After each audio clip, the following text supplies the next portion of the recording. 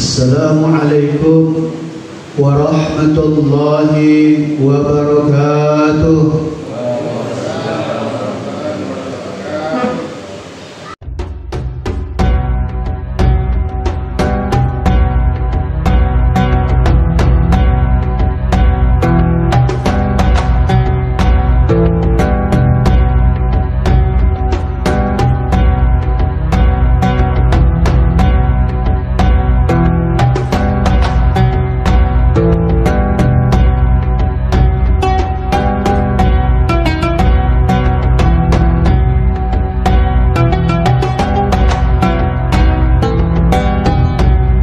إن الحمد لله الفتاح العليم الذي خلق الإنسان في أحسن التقويم. أشهد أن لا إله إلا الله واحد الحكيم، ونشهد أن محمدا عبده ورسوله إمام المتقين. اللهم صل وسلم وبارك على محمد وعلى آله وأصحابه ومن تبعهم بإحسان إلى يوم الدين. فقد قال الله تعالى في كتابه الكريم وهو أصدق القائلين: أعوذ بالله من الشيطان الرجيم، واستغفر الله واستغفر الله واستغفر الله إن الله كان غفورا رحيما. ولا تجادل عن الذين يختانون على أنفسهم إن الله لا يحب من كان خوانا عظيما. فقد قال حبيبنا صلى الله عليه وسلم: الصيام جنة ما لم يدركها. صدق الله العظيم وبلغ حبيبنا رسوله الكريم، ونحن على ذلك من الشاهدين والشاكرين. أحبائي رحمكم الله، أكرمكم الله، إخوتي في الله، أيها المحبون، أيها الممتهنون, yang kami muliakan dengan segala rasa ta'zim, orang-orang tua kita, para sepuh, para tokoh, wabil khusus pejabat dan pimpinan Rumah Sakit Umum Daerah Saweri Gading Kota Palopo beserta stakeholder, para hadirin jemaah yang insya Allah, meskipun ini adalah seksi terakhir dalam pembahasan fikih munakahat, tapi kami yakin insya Allah masih akan intens kita berkomunikasi, karena persoalan-persoalan hidup itu tidak akan pernah berakhir selagi kita masih menapaki hidup dan ingin berjalan di dalam syariat dan sunnah. Yang dimuliakan Allah Subhanahu wa taala, konsep utama di dalam mengamalkan agama yang seharusnya menjadi kaidah mendasar dalam diri kita, ma yutraku kulluhu la yutraku julduhu. Ini yang pertama kali perlu kita sama-sama pahami, sehingga ketika datang dua urusan dalam perspektif adat, budaya, kemudian kita sedang berjalan belajar untuk hijrah menjalani hidup kita dalam syariat dan sunnah, maka kaidah utamanya adalah ketika kita tidak mampu mengamalkan semuanya tentang syariat dan sunnah, la yudraku julduhu, maka jangan juga kita tinggalkan semuanya. Sekali lagi, ketika kita tidak mampu mengamalkan semuanya, maka jangan kita tinggalkan semuanya. Berarti minimal harus ada yang tetap dalam prinsip tidak melanggar aturan syariat dan sunnah. Semisal, karena pembahasan kita yang terakhir ini adalah ijab qabul sampai mulaqat. Semisal kita di Tanah Luwu ini banyak sekali prosesi pranikah yang dilakukan, mulai daripada mapalebe, khatam Quran, kemudian mapaci, dan beberapa ritual yang lain sebelum sampai kepada ijab dan qabul. Yang dimuliakan Allah Subhanahu wa taala, kembali dan sering harus diulang bahwasanya kita tidak boleh menjustifikasi.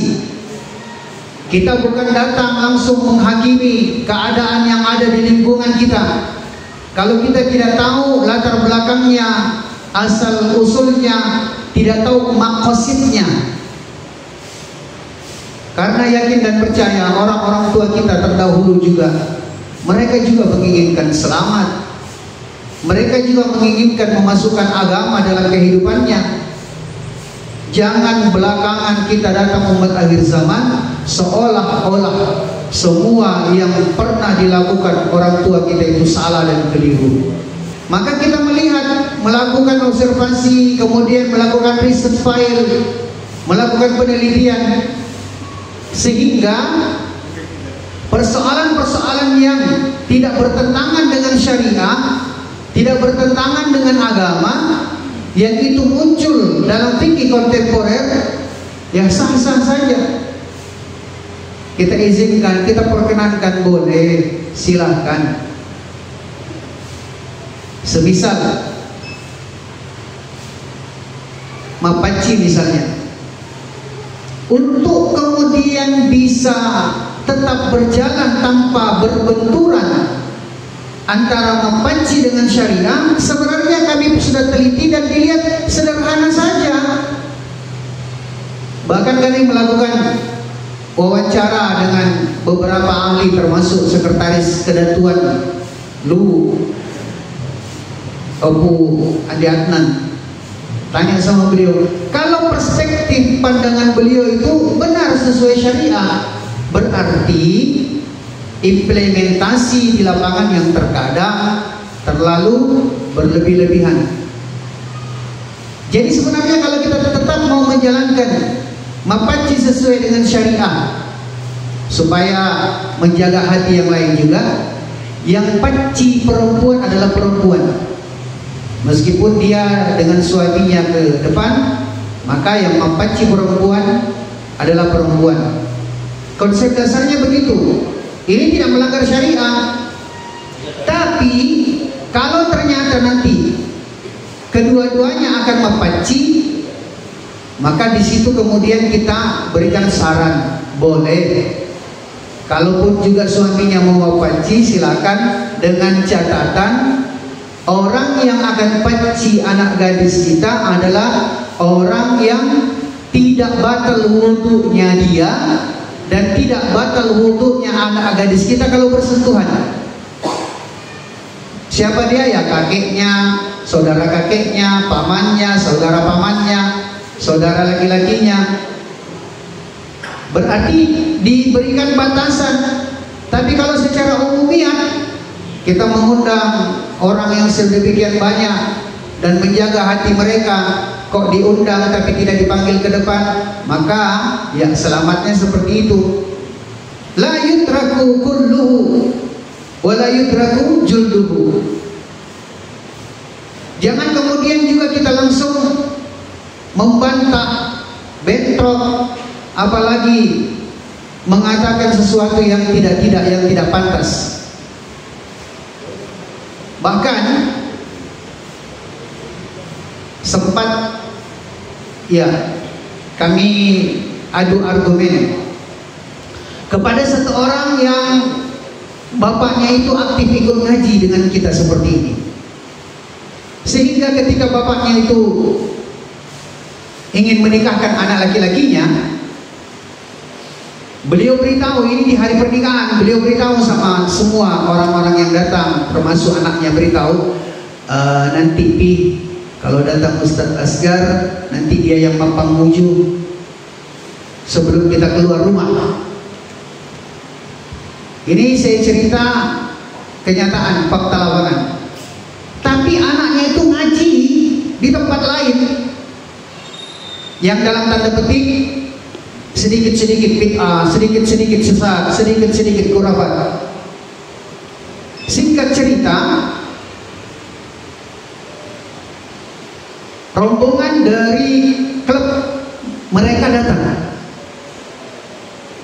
Bahkan yang dituangkan dalam klub mereka itu beritahu, kenapa belum berangkat? Akhirnya pengantin laki-laki beritahu, katanya saya punya abah, tunggu dulu Ustaz Asgar, nanti dia yang memuju. Akhirnya kemudian dengan berang dan seolah-olah ini adalah satu hal yang bid'ah luar biasa, dengan nada yang tinggi dia katakan, apa-apaan memuju seperti itu? Langsung dia tarik tangannya, ayo pergi. Berpapasan saya datang. Begitu dia mau keluar rumah, keluar pagar, berpapasan saya datang. Saya datang di jalan raya. Bapaknya bilang, ini Ustadz yang ditunggu, kalian pergi. Akhirnya kemudian dia beritahu, apa-apaan kamu mau memuji dan sebagainya. Akhirnya ya apa boleh buat, adu argumentasi saya beritahu, tapi niat suci, niat besar, bahkan harapan kita, nikah ini adalah satu ritual yang dilaksanakan sekali seumur hidup. Yang kita mau ini adalah ibadah terpanjang dalam umur kita. Kenapa kemudian kita abaikan persoalan itu? Akhirnya saya tanya, berarti kalau begitu kita tidak usah jauh-jauh. Wong kita kalau mau ke pasar saja, Rasul Sallallahu Alaihi Wasallam beritahu bagaimana niatnya orang ke pasar, memujunya orang ke pasar dan sebagainya. Ini untuk ke pasar, untuk belanja sementara. Ke pasar saja orang perlu memuju. Bagaimana untuk naik ke atas pelaminan? Bagaimana untuk kemudian mengarungi bahtera rumah tangga? Jangan katakan kemudian ini bid'ah, tidak. Ini persoalan yang prinsip bahkan. Akhirnya kan baru nyadar. Jadi kalau begitu, kalau Anda menganggap memuji ini adalah satu hal yang bid'ah, yang tidak penting, berarti kalau begitu kita tidak baca doa-doa masnunah ketika keluar rumah, ketika ke pasar, ketika ke kantor. Pantas saja kalau hati kita semakin hari semakin keras, lisan kita semakin hari semakin menyakiti hatinya orang. Yang dimuliakan Allah Subhanahu wa taala, jadi perlu kita duduk baik-baik, luruskan niat, perlu kemudian diberikan tausiah, nasihat, diingatkan lagi kepada anak keturunan kita yang ingin melangsungkan pernikahan. Setelah itu kita berangkat. Kenapa?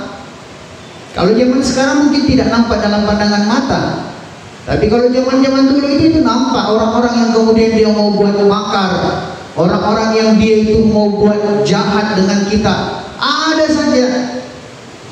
Sehingga ketika ingin melangkahkan kaki keluar rumah, minimal kita membaca Bismillahirrahmanirrahim, tawakkaltu 'alallah, la haula wala quwata illa billah.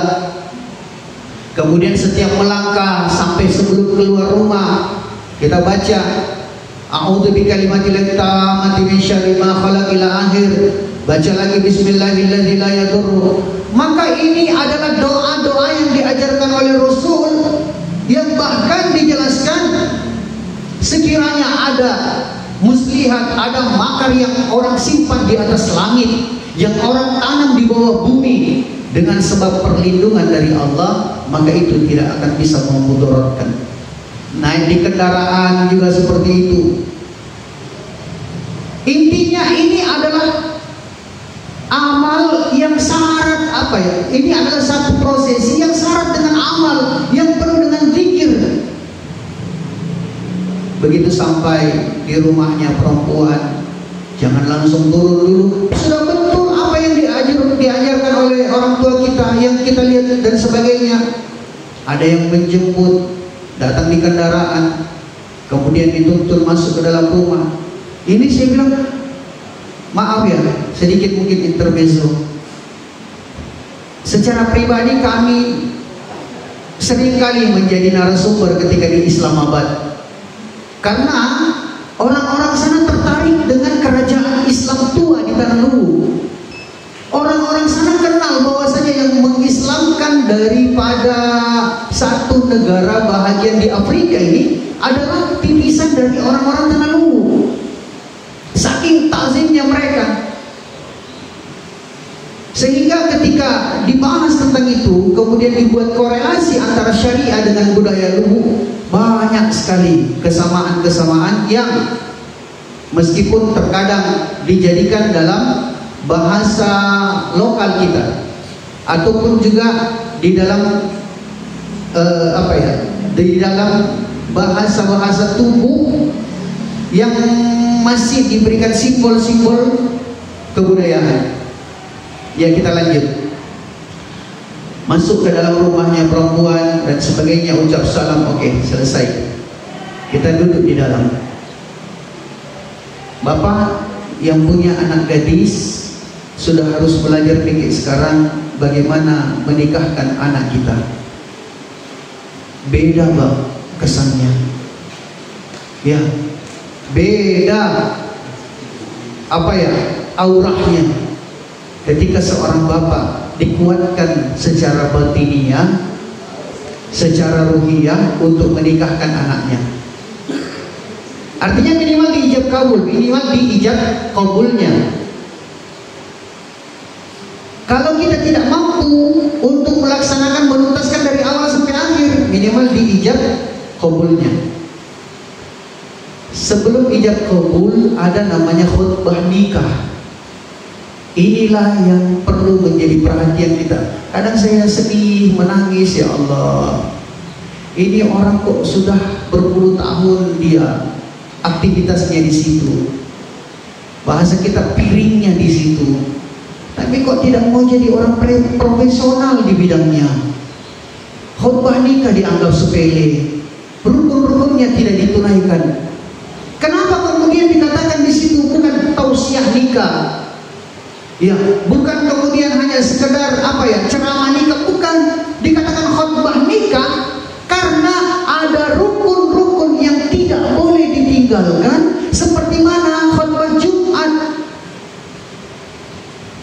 Sehingga ketika khutbah nikahnya kita punya anak itu tidak tertunaikan khutbah nikahnya, rukun-rukun khutbahnya, nikahnya tetap sah. Seperti mana hari Jumat. Hari Jumat ada khotib yang dia baru belajar, ada khotib yang tidak memperhatikan itu, ada khotib yang menganggap remeh itu. Kan terkadang orang khutbah itu dengan ceramah tidak tahu bedakan. Ini khutbah ada ceramah dia panjang lebar, bahas sana sini itu dan sebagainya. Giliran 17 Agustus bahas proklamasi, giliran hari, pokoknya bahasnya ini itu.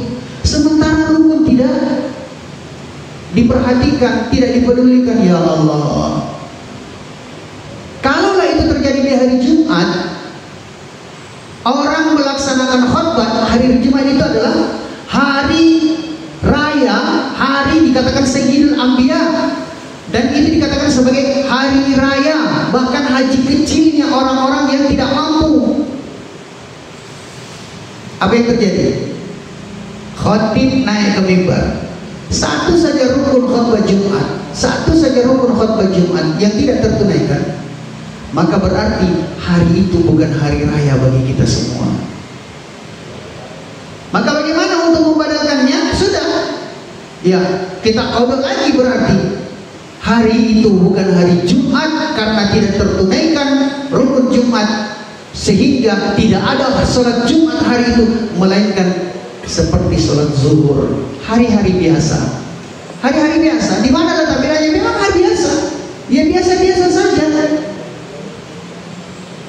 Boleh kita lihat, dan ini kami mengambil testimoni sendiri dari orang teman-teman yang berpegang di situ. Saya bilang tadi, saya tetap untuk menjadi untuk menjadi bahan observasi saya, kajian saya.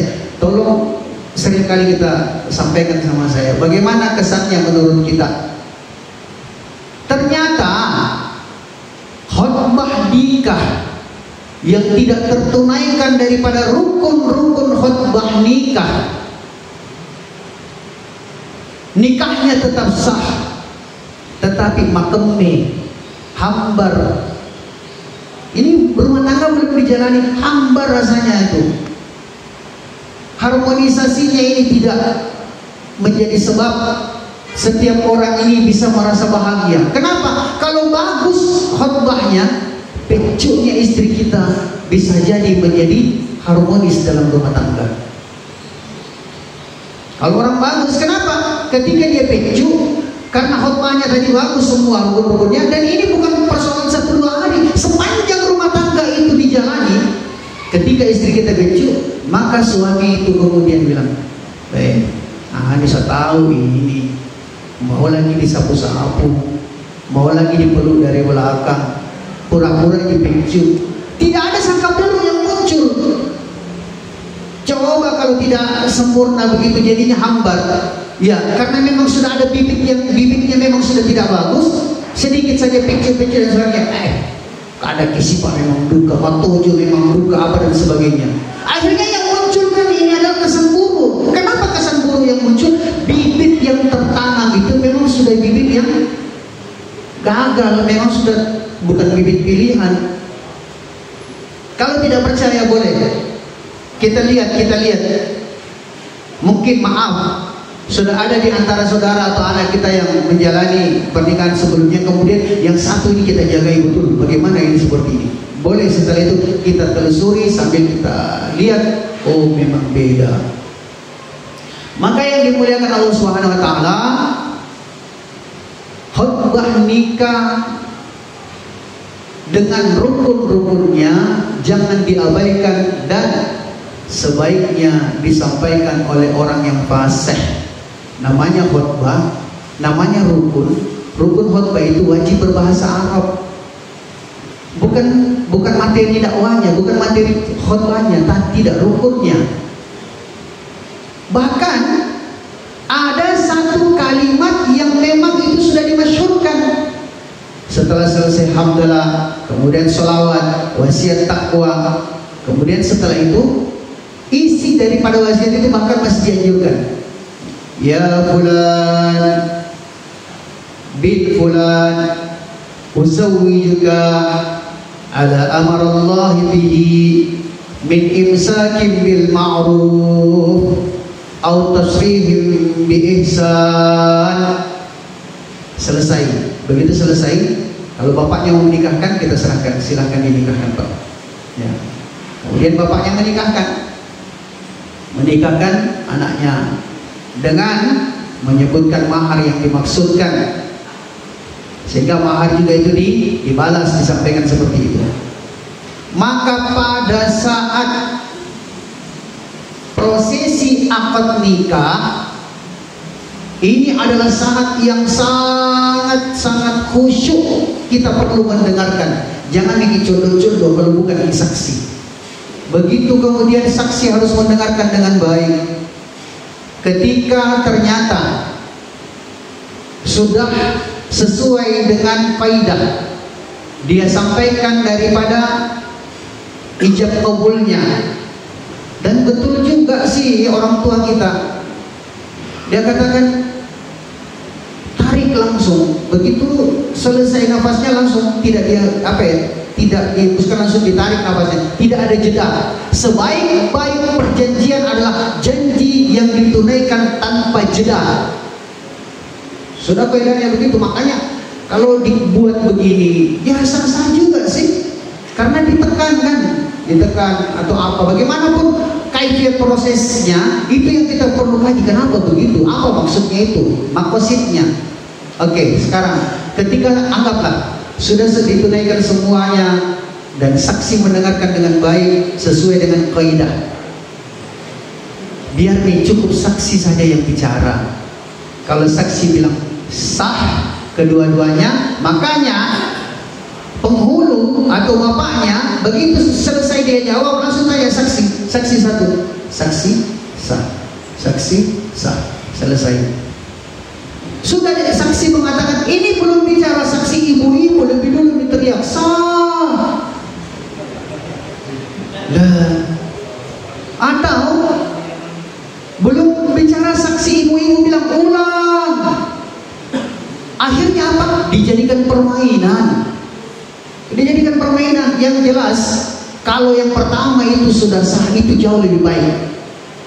Kenapa tidak perlu ta'yin, namanya janji, jangan ada ta'yin. Kenapa? Jangan sampai dia main pikiran di situ, ada akal pikirannya dan sebagainya. Kecuali kalau memang tidak tertunaikan kaidahnya, maka dituntut dulu dengan baik, kemudian setelah itu disampaikan ijab qabulnya. Anggaplah sudah selesai. Begitu selesai, ada bahasa yang sering kita gunakan, dan maaf saya pernah sampaikan kepada pemangku adat, ya pemakaka kalau bahasa kita. Tapi buang, tidak adakah bahasa lain yang lebih indah yang bisa digunakan untuk anak-anak kita? Jangan dipakai itu bahasa maparusa. Bisa tidak digunakan bahasa yang lain? Ya, mapasi halala, ya, atau mapasi karawa. Ya, bagaimana ini? Oh, ternyata perlu juga dikaji dengan detail lagi supaya kita tidak mengambil kesimpulan sepihak. Maka terserah kita menggunakan bahasa yang mana, intinya ya mempakaraja, saling memuliakan itu tetap menjadi pedoman yang dikedepankan. Oke, selesai itu. Saya takut banyak korbannya di sini. Ketika mapasi karawa, kebanyakan praktek di lapangan yang mengantar pengantin baru ketika mapasi karawa adalah orang-orang tertentu. Anu mabalu ke bacana, anu tibu ke bacana dan sebagainya. Banyak yang begitu. Bahkan orang tersebut bukan siapa-siapanya, yang laki-laki ini pengantin baru bukan siapa-siapanya, tapi karena dia sudah dimasyhurkan sampai inat dia. Saya pernah tegur langsung orang yang seperti itu. Kemudian dia bawa ini pengantin baru, namanya pengantin baru. Maaf, meskipun dia ta'arufnya, kenalan, satu tempat kerja, akrab dan sebagainya, insya Allah ketika pengantin baru masih sirik-sirik itu ya, malu dia. Akhirnya yang antar ini karena bukan siapa-siapanya, cara mengantarnya untuk mapasi karawa tahu kan dia? Begitu dibawa masuk ke dalam kamar, tidak sah kalau tidak dibuka kancingnya, dua ini perempuan. Pasti suaminya, meskipun suaminya pengantin baru, malu mahabing tunduk pandangan. Yang parah ini, yang mengantar, yang melotot, wah barang baru, seger lagi. Jangan sampai banyak korbannya di sini. Bahkan sebelum tadi berdiri, dia bisik sama pengantin laki-laki. Nah, maka nanti kalau saya sudah tekan kita punya jari, kasih metok ini dalam hati tak, alif buka mubah. Kalau begini baca-baca tak, lebih baik jami dulu menikah. Apa gunanya kita menikah kalau kita mau patutu anaknya orang? Apa gunanya kita menikah kalau kita mau jadikan dia sebagai budak di rumah kita? Karena konsep rumah tangga itu bukan saling menang-menangan, tidak. Konsep rumah tangga itu adalah ta'awun, saling bantu-membantu, saling memuliakan, saling sifat karaja. Ini rumah tangga. Sehingga maaf bapak-bapak sekalian, kalau bapak-bapak tidak tahu memasak, saya masih tanda tanya besar tentang keharmonisan rumah tangga. Menganggap masak itu adalah tanggung jawab sepenuhnya istri, tidak. Ada saat-saat tertentu, hari-hari libur, kasih duduk manis dia. Mak, duduk manis. Anakku duduk manis. Lihat, bapak mau praktek bagaimana masak udang Sprite. Ibu tahu masak udang Sprite enggak? Ya, saya mau tanding-tanding masak sama ibu-ibu ini. Kalau resep luar negeri, insya Allah tom yum Thailand, ayam Sprite, kemudian roti Maryam, canai dan sebagainya. Bisa jadi kita cuma bisa bikin bisiran saja. Yang dimuliakan Allah Subhanahu Wa Taala, yang paling lucu kan begitu. Ditanya, nanti nak, ini kan tangannya pengantin laki-laki. Nanti nak, kalau saya tekan jari tak pembentuk ini dalam hati kak, alif buka mubah. Kemudian dibawa dia ke kamar perempuan, dibuka dua kancingnya. Tidak sah kalau tidak dua kancing. Kenapa? Katanya mau pasti Karawang, nanti sah kalau digarotoknya. Ya, ngerti kita garotok ya? Ya pinasake dia garotoknya. Jangan sampai kita jadi korban. Ternyata benar. Dibuka dua kancing, dicari garotoknya, melotot matanya yang mengantar. Wah. Bahkan bukan cuma itu, ini bukan sarung mimpi lagi ini yang mengantar ini. Pokoknya cuan saru gasa. Maka tangannya laki-laki diambil, kemudian diletakkan di garotoknya. Ini sarung mimpi didik kamu wanita, cuma ibu jarinya saja yang sentuh, itu pun dia dalam keadaan malu, buang muka, pokoknya penuh dengan segala perasaan. Begini, ini yang mengantar, dia tekan satu di tangannya suami kita, karena kita pilih Makarawang Pak Jari, sarung muda kalena, sarung rokok, ampak dia Makarawang begini. Saya lihat posisi, ya Allah, parah ini. Saya panggil baik-baik Pak Jaitur pada toko. Iya untuk pemaleda bawang gigi pada itu pilih alu pilih maleda ki nasabah bang pilih tamu baru wilayah istighfar. Maaf, saya pernah ditawari untuk kemudian jadi apa ya, P3KP yang apa, pencatat akta nikah, panitia pencatat akta. Saya bilang bisa, dengan catatan saya tidak mau kalau bukan murid saya yang antar. Oke, itu yang dihindari. Bagaimana menghindari itu? Maka kita tanya, Ustaz, bagaimana sih sebenarnya caranya untuk kemudian mulakok menjemput istri saya? Selesai ijab kabul, yang sebaik-baiknya yang mengantar dia siapa?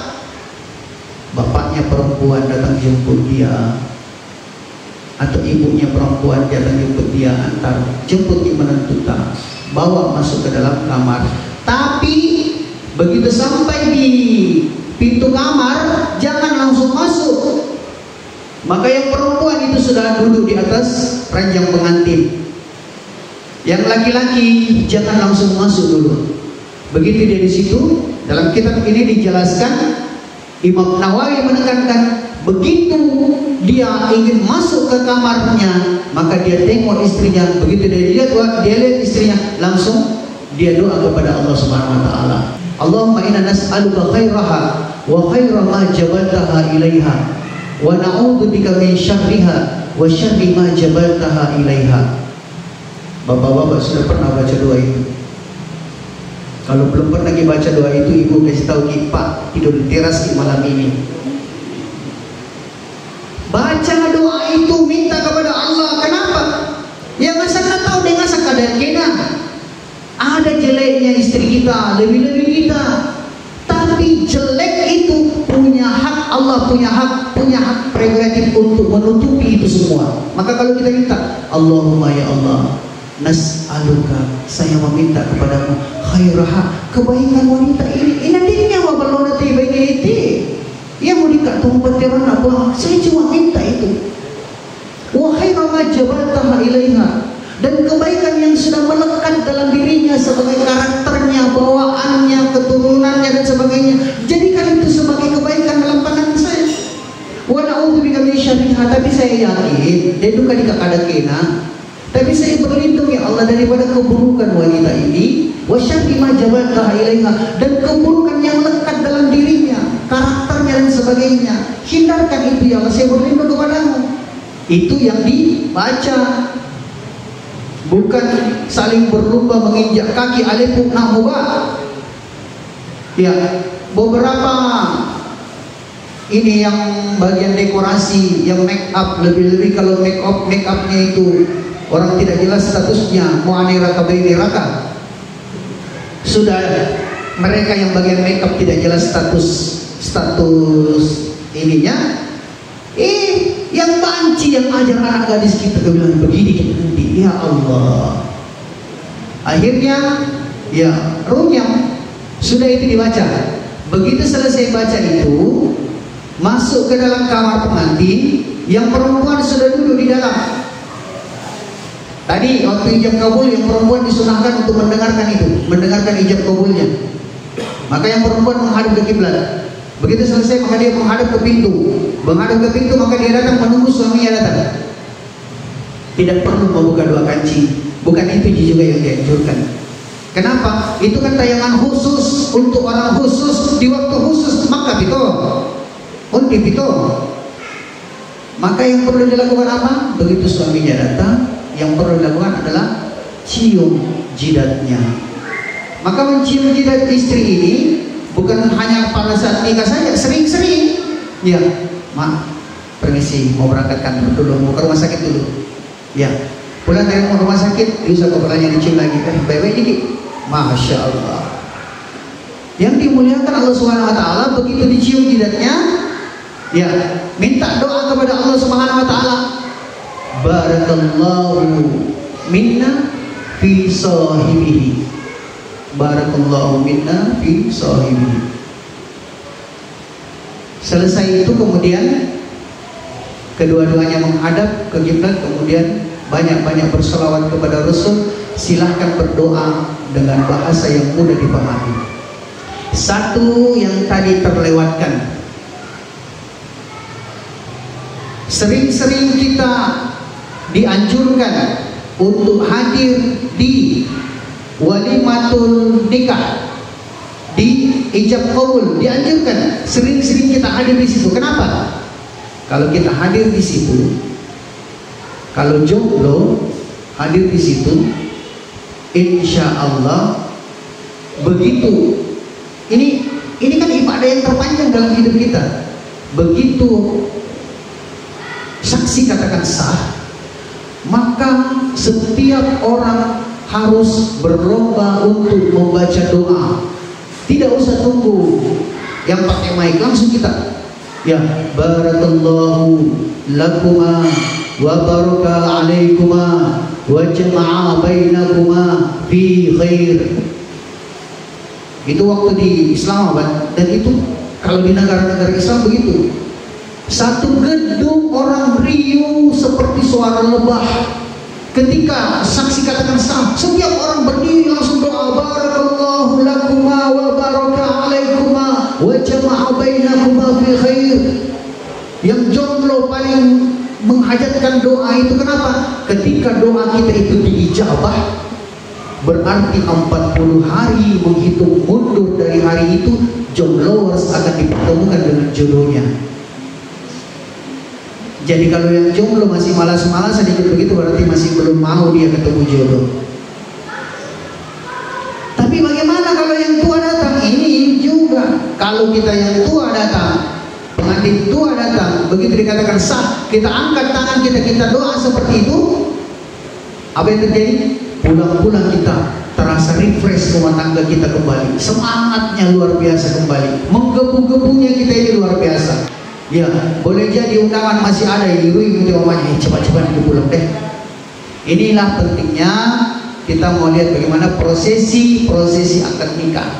Tadi setelah selesai, laki-laki jumpa dengan istrinya, kemudian dia doa minta kepada Allah, barakallahu likulli wahidin minna fi sahibihi. Semoga Allah memberkahi pertemuan kami ini. Fi kulli wahidin minna, salah satu di antara kami. Kemudian setelah itu sang suami memberikan mahar kepada istrinya, diberikan maharnya istrinya, dipasangkan cincinnya, dipasangkan kalungnya dan sebagainya. Dan setelah selesai itu boleh lagi kita lihat. Ini kan banyak yang keliru. Dia bilang tidak sunnah itu pestanya Ustadz itu, terlalu rame. Ini yang keliru. Mana sih sebenarnya yang dikatakan pesta sunnah? Pesta sunnah itu bukan pesta pelit. Kan seolah-olah kita identikan pesta sunnah itu pesta pelit. Kalau kita kalau istilahnya penting-penting sanggara. Ini keliru kita memahami. Yang mana yang dikatakan sunnah? Sunnah itu kalau orang tua kita, kerabat besar kita mampu memberikan makan satu kota palu, bukan apa tidak, itu tetap sunnah. Intinya adalah tidak memaksakan diri sampai kemudian untuk menimbulkan hutang. Jadi kan kita sudah bisa kalkulasi dong. Ya, kapasitasnya kita begini, kemampuannya kita begini. Ya, inilah sunnah, kesunahan bagi kita. Standarisasi sunnah itu adalah dikembalikan kepada kemampuan kita. Intinya adalah sepanjang tidak memaksakan diri dan menimbulkan hutang. Karena mensyiarkan, mengkhabarkan, mengiklankan daripada pernikahan anak gadis kita itu juga disunnahkan lagi. Wallahu a'lam bishawab. Insyaallah kayaknya sampai di situ dulu, karena kalau mau dibahas lebih jauh lagi nanti sampai membahas tentang tidak ada ngidam di dalam Islam, wah ini semakin panjang nanti. Tapi jangan sampai muncul juga di dalam section interaktif tanya jawab. Kita tangguhkan dulu, setelah itu kita interaktif tanya jawab. Sekiranya ada yang kurang jelas atau ada masalah-masalah lain yang perlu sama-sama kita clearkan, semoga menjadi kebaikan bagi kita semua. Al-haqqu min rabbik fala takunanna minal mumtarin. Kebenaran pasti memang mutlak dan hanyalah milik Allah.